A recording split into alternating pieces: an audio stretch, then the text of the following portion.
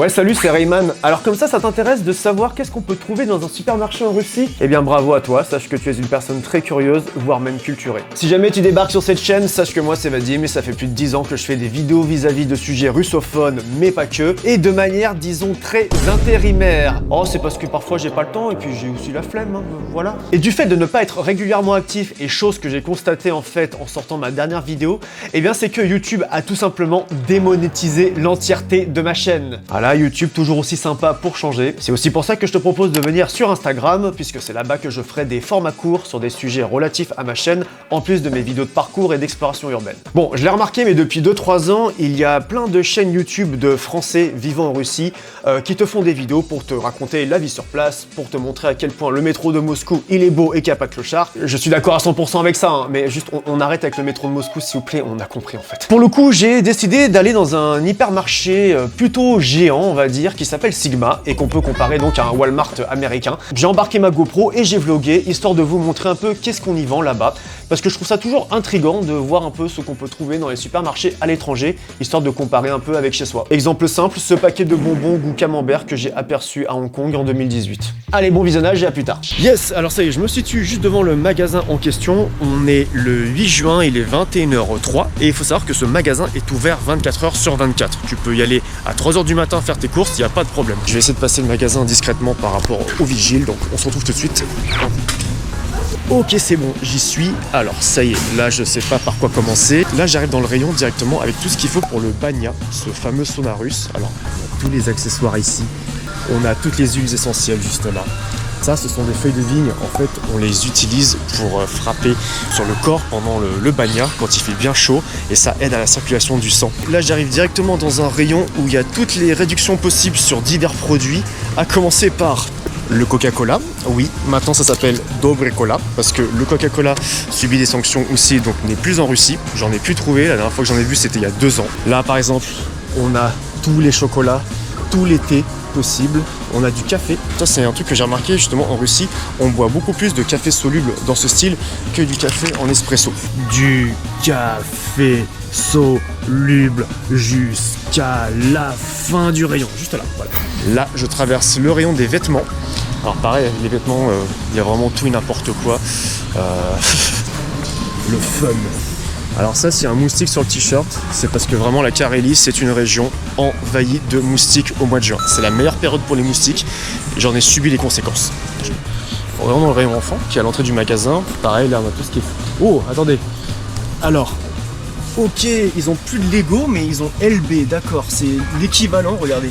Je pense que Lego a dû se barrer aussi, quoi, à cause des sanctions. Je me permets d'intervenir, mais quelques jours après ce tournage, j'ai été de passage à Moscou et dans un magasin, j'ai aperçu des Lego à ma grande surprise. Donc non, Lego n'a pas quitté la Russie pour le coup. On est d'accord que ça c'est Minecraft, ça. Oh là là, on reconnaît tout de suite le truc, quoi. Qu'est-ce que c'est que ce truc? Qu'est-ce que c'est que cette horreur? Yes. Ah, petit canard en plastique. Hot Wheels. Ah, je sais pas ce que c'est exactement, est-ce que c'est un truc de peinture ou quoi, mais Hot Wheels est là. Ils ont une espèce d'action man là qui s'appelle Real Heroes. Regardez. Alors, est-ce que c'est produit en Russie ou quoi? Je ne sais pas. Attendez, je vais quand même regarder, ça m'intrigue. C'est écrit en arabe, regardez juste là, c'est écrit en arabe. Bon. Ah bah oui, ils ont des dinosaures, bien évidemment, bien évidemment. Oh, celui-là a l'air pas mal, il faut pas l'emmerder lui. C'est quoi ça? Intriguant. On arrive directement juste après les vêtements dans le rayon automobile. Donc voilà, tout ce qu'il faut pour votre voiture. Donc ouais, tutti frutti, qu'est-ce que c'est que ça? les parfums, comme nous on a des sapins, c'est presque un sapin, ouais, mais alors, ouf, Hot Girl, ah celui-là je suis à 2 doigts de le prendre je crois. 100 roubles, ça va, ça fait 1,20 €. Pour vous donner une idée, si vous voulez, actuellement 1 € c'est 89 roubles, donc quand on compare les prix en général, honnêtement pour nous ça paraît pas cher, mais il faut prendre en compte que la vie sur place en Russie c'est pas les mêmes salaires que chez nous, donc eux aussi d'ailleurs ont subi une inflation. Ça fait quand même un petit moment que les prix ils ont augmenté. Moi je l'ai vraiment remarqué et je dirais pas que c'est affolant, mais c'est inquiétant quand même, mine de rien. Pareil, des décorations pour la maison, des vases, des trucs comme ça.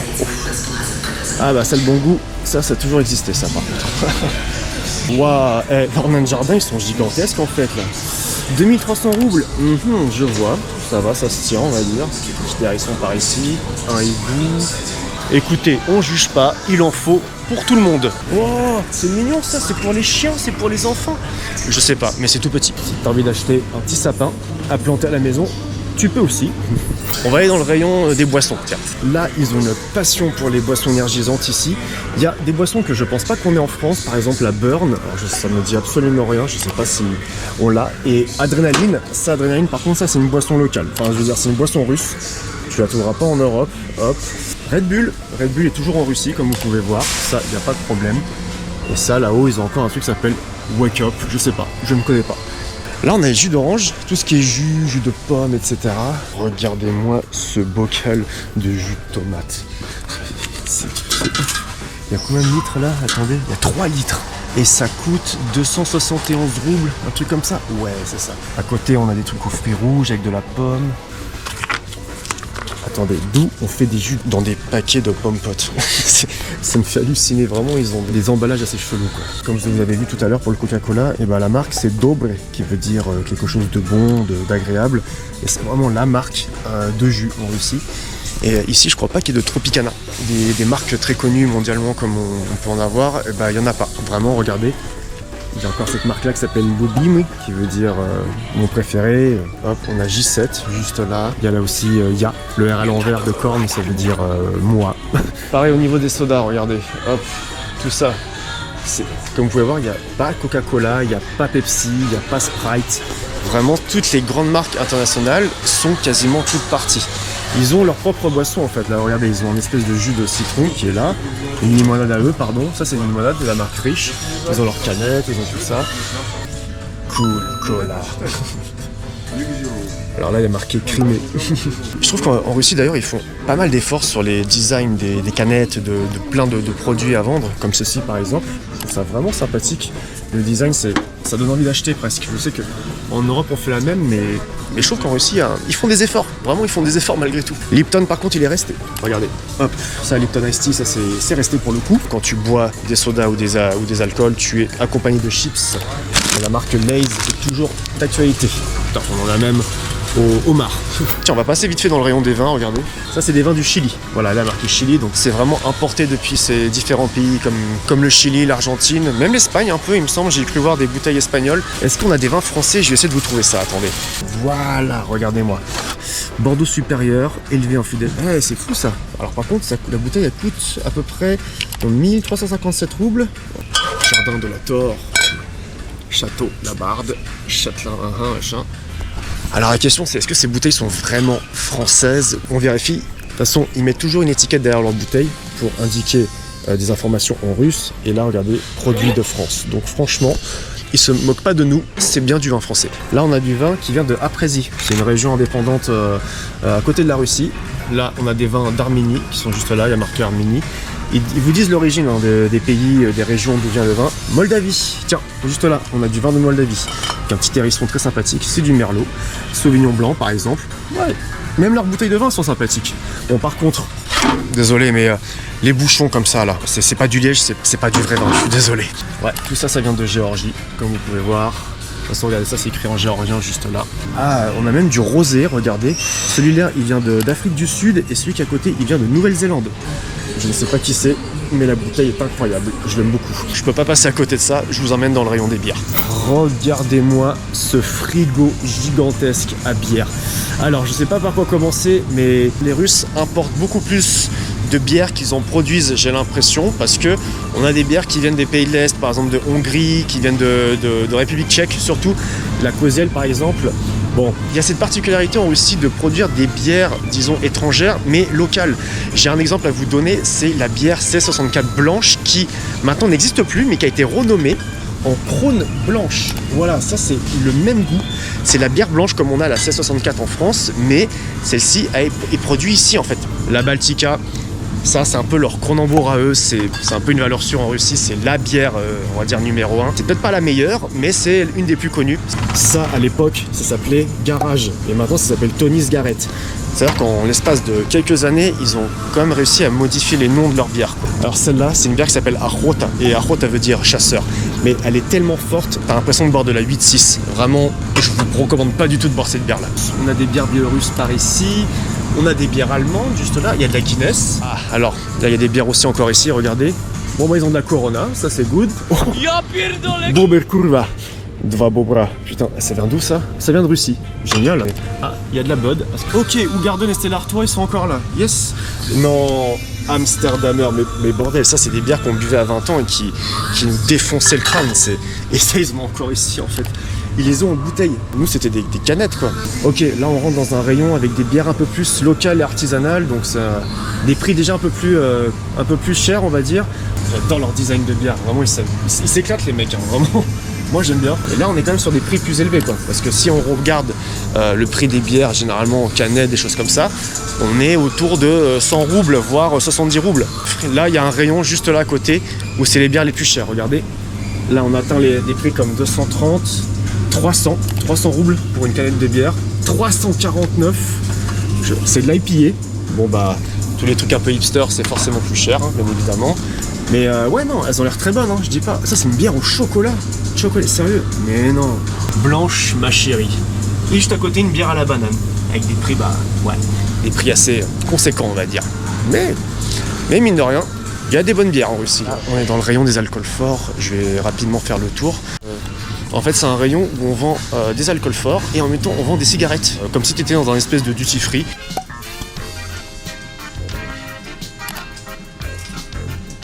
On va aller regarder le pain, tiens. Alors, je suis hyper patriote à ce sujet, mais la baguette française, elle est imbattable nulle part dans le monde. Et quand je vois la baguette là, je me dis non, je veux pas la goûter. De manière générale, ils ont des pains, c'est ça, c'est des espèces de pains de campagne comme ça, avec des graines, des pains complets, bref. Ça reste des pains assez classiques. C'est des saucisses dans du pain, c'est ça c'est très bon. Le rayon pain, bien sûr, est accompagné du rayon gâteau. Regardez-moi la gueule des gâteaux qu'ils ont. Ça donnerait presque envie. Alors, ce serait rempli de sucre, rempli d'additifs. Il y a une culture du gâteau en Russie, parce que souvent, chez les gens, on est invité à boire du thé, donc on achète souvent du gâteau. C'est entre 6 et 9 euros, quoi. Donc, je trouve ça plutôt, entre guillemets, raisonnable. Bien sûr, tous les chocolats, les biscuits industriels, ils sont juste là.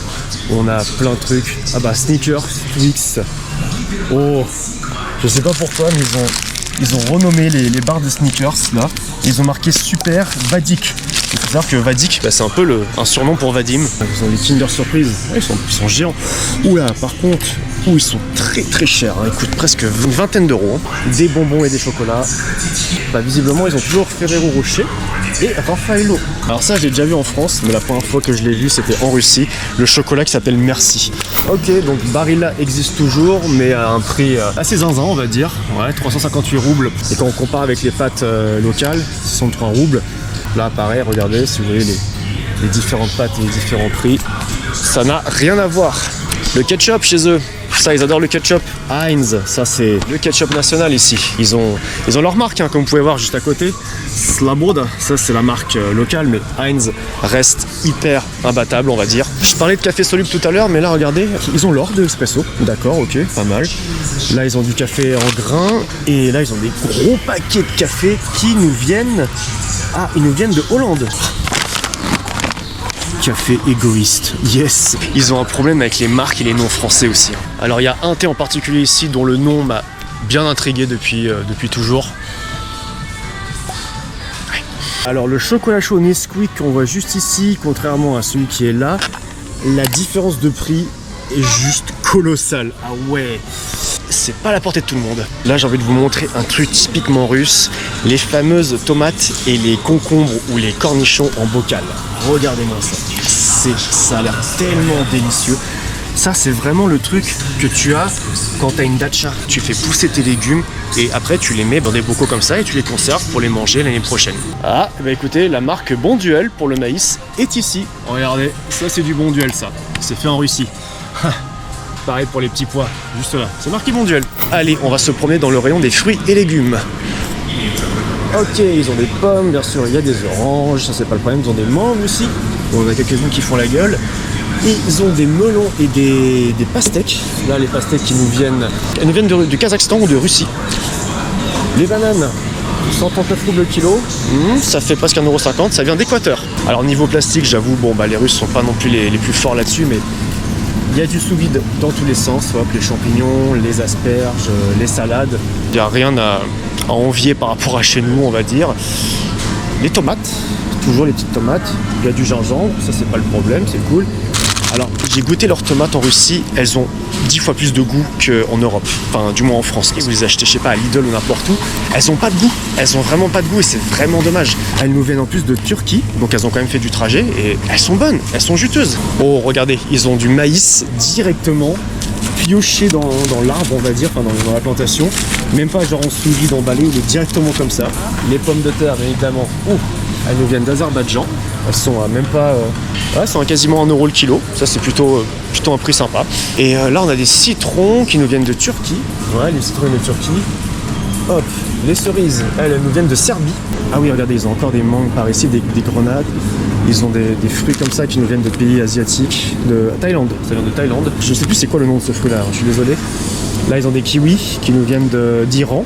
Des noix de coco, des mangues, des avocats. Clairement, ils ont tout ce qu'il faut, il n'y a pas de problème. Ah bah oui, les fameux semetchki. Les petites graines de tournesol que les gopniks qui bouffent quand ils sont accroupis avec leur solette Adidas. Chose que je faisais dans mes vidéos il y a 10 ans. C'était bien rigolo à ce moment-là. Ok, on arrive dans le rayon de la poissonnerie. Regardez, hop là, du poisson. En veux-tu, en voilà. Oh, ils ont des belles gueules. Hein. Il y a même un petit aquarium juste là, regardez. Toi mon pote, tu vas passer à la casserole. Attendez. Je sais pas si on a ça en France, mais on dirait une espèce de cervelas, de crabe ou de homard. C'est, je sais pas, c'est intriguant. Bah, ils ont du surimi aussi, hein, regardez. Ça, bah, c'est pas comme chez nous, quoi. Le saumon, il y en a plein aussi. Alors, celui doit venir de, à mon avis, vient de Russie. Je sais pas s'ils importent de Norvège, mais ça m'étonnerait pas. Donc, poisson de nourriture, voilà, qu'on a encore ici. Waouh. Ça, c'est, il nous vient de Russie encore, du poisson qui vient de Russie. Ouais. Le poisson reste cher aussi, oula. Celui-là, on a un poisson qui nous coûte quand même 25 € facile. Ah, regardez, alors tout ça, c'est du caviar. Ouais, ils ont mis des gros antivols, on dirait des filets de pêche, ça me fait trop rire. Et ça coûte, ouais, presque 20 balles, hein, quasiment. Le caviar, il s'appelle Poutina. C'est le caviar du président, peut-être, je sais pas. On va passer par le rayon des produits laitiers. Tenez, regardez, le fromage. Là, on a du fromage qui nous vient du Caucase. C'est les régions du Caucase, tout ce qui est Daghestan, Tchétchénie, tout ça, ils font leur propre fromage et il est très très bon. On ne trouvera pas beaucoup de fromage français, ça c'est sûr et certain. Je vais les vérifier ça tout à l'heure. Mais ils ont quand même, regardez, la mozzarella, il y a de la feta. Je vais voir si on trouve quelque chose qui se rapproche de ce qu'on a chez nous, mais c'est pas sûr. Là on a une espèce de Gouda, des équivalents de Niederdamer comme on a en France. Mais voilà, pareil, tout ça est produit en Russie. C'est vraiment des fromages russes, du Mazdam par exemple. Ça, on n'en a pas beaucoup en France, mais c'est un fromage fumé en ficelle. Tu manges ça généralement avec, comme un apéritif en fait. Enfin, il y a même un très très gros arrière-goût fumé, regardez. Voilà, là on le voit très bien. Et c'est un fromage un peu plastique par moment, mais moi je le trouve vraiment vraiment bon. Je sais pas si on a ça en France, dites-moi, parce que je suis pas sûr de tout. Ah, fromage président, bon ça... Ah, c'est un fromage, ok, je vois. C'est celui que tu mets dans tes sandwichs, dans ton fameux croissant, parce que voilà, président, c'est la France. On étale ça sur nos croissants, bien évidemment. Hop là, le rayon du lait, regardez, ça c'est tous les laits, toutes les bouteilles de lait qu'on peut voir. Alors ça, j'ai jamais compris pourquoi mettre du lait dans des pochons comme ça, dans des pochettes en plastique, c'est juste pas du tout agréable et confortable. Alors oui, un produit que nous, on n'a pas en France, mais qu'ils ont ici, ça s'appelle le tworog. Alors tworog, je vous explique. C'est une sorte de fromage, un peu comme de la faisselle comme on a nous en France, mais c'est un peu plus dur. Voilà, on peut l'avoir de cette façon-là, on peut l'avoir en yaourt, on peut l'avoir comme ça. Et avec ça, on peut faire des espèces de petits blinis qu'on appelle les sirniki. Dans les magasins russes en France, tu peux en trouver sans problème, parce que c'est produit en Allemagne et c'est importé. Mais ici, honnêtement, c'est vraiment un truc, c'est mangé par tout le monde en fait. Ça, c'est ce qu'on appelle zgushanka. C'est clairement du lait concentré sucré. J'adore la tête du truc, bien soviétique sa mère. Ça, c'est que de la mayonnaise. Pareil, la mayonnaise Heinz, juste là, bien évidemment. Waouh, on a un gros rayon de sauce, regardez. D'accord, ça c'est de la sauce avec des champignons et de la crème fraîche. Oh, ça c'est sweet and sour, kislo sladki qui veut dire acide et sucré. La sauce César, juste ici. Ah, ça c'est de la moutarde. Ok, ça c'est une sorte de moutarde en fait. Et il y a une sauce aussi qui m'a intrigué, regardez, je vais vous la montrer, c'est celle-là.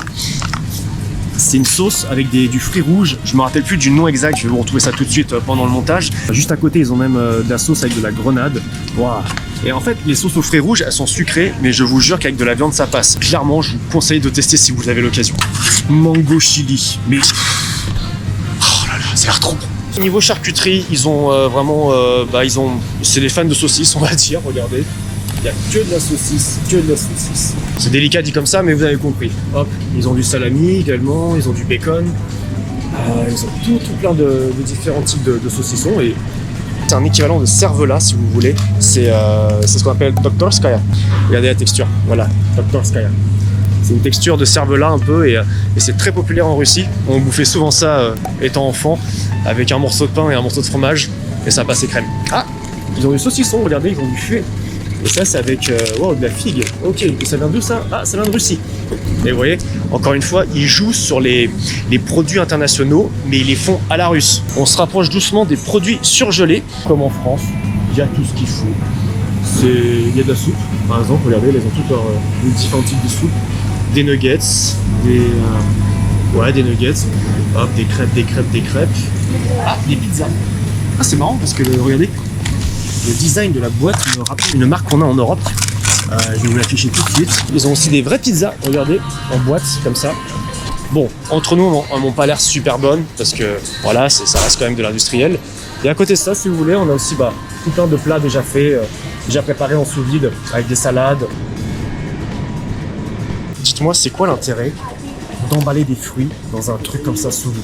Expliquez-moi, ça c'est vraiment...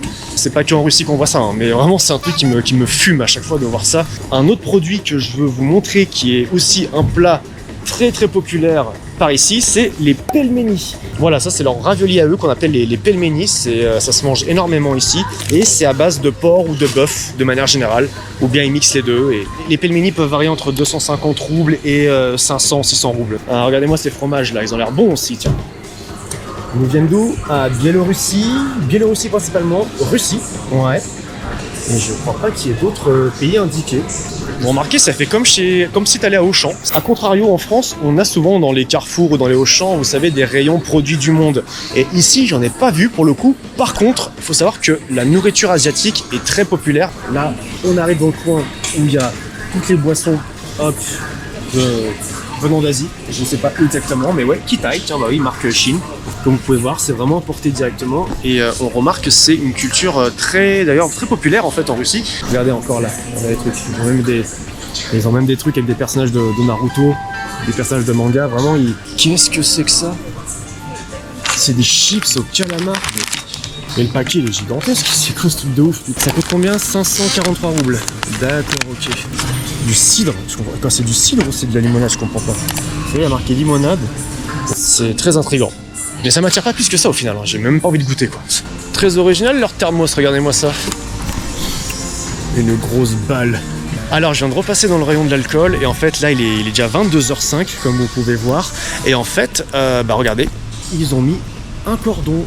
Ce cordon qui veut vous dire que non, ce n'est pas possible d'acheter du martini parce qu'après 22h en Russie, il est interdit d'acheter de l'alcool en magasin. Après, on a toujours qu'à arriver à en acheter en soum-soum dans des épiceries, mais dans les grandes surfaces comme celle-ci, impossible. Ok, alors je sais pas si vous en souvenez, dans mes vidéos, j'en parlais souvent, la boisson Jaguar, c'était un espèce de vodka Red Bull en canette qui était un peu bu par la Russie d'en bas, on va dire, par les gopniks, et j'en buvais aussi à l'époque pour déconner, mais faut reconnaître que c'était vraiment pas bon et on avait l'impression de boire du white spirit avec du Red Bull. Ils ont passé une loi il y a 7 ans environ, en 2018, pour interdire la vente de ce type de boisson parce que le gouvernement a reconnu ça comme très mauvais pour la santé. Ce qui en soi après n'est pas plus mal. Mais bon, c'est pas parce que c'est en vente que t'es obligé de l'acheter. Ça reste ta responsabilité avant tout. Et allez, pour finir, j'ai oublié un rayon aussi qui est pas mal, qui est le rayon de l'alimentation saine, qui est juste là, regardez. En gros, c'est que les trucs sans gluten, les barres protéinées, ils en ont un paquet, tout ce qui est un peu sans sucre. Et juste à côté, on a un rayon sans lactose. Donc là, c'est que tout ce qui est lait de soja, lait d'avoine, lait de coco ici. Vraiment tout ce qui est justement fait pour les végétariens. Au niveau des prix, bon, ça reste...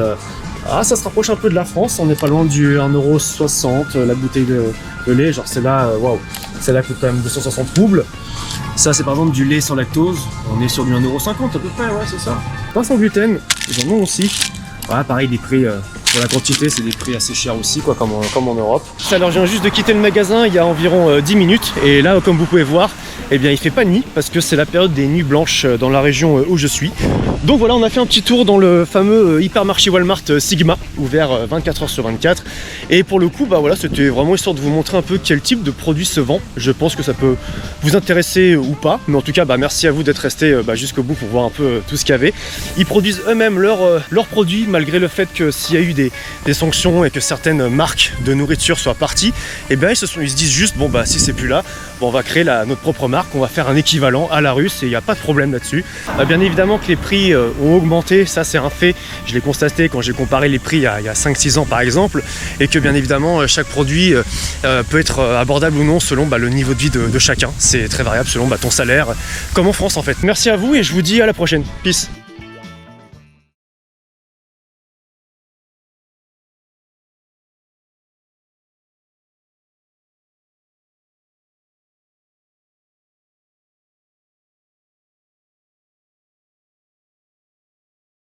Ça y est, je viens de sortir du magasin il y a une dizaine de minutes, donc là il fait toujours jour comme vous pouvez voir parce qu'actuellement c'est la période des nuits blanches.